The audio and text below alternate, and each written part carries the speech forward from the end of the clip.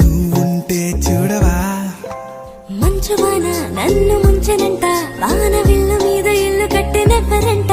ఈ లోకమంతా నిన్ను చూసనంట ఏ దిష్టి నిన్ను తాకకుండా ఇంటిలోన దాచుకుంటా రంగు రంగు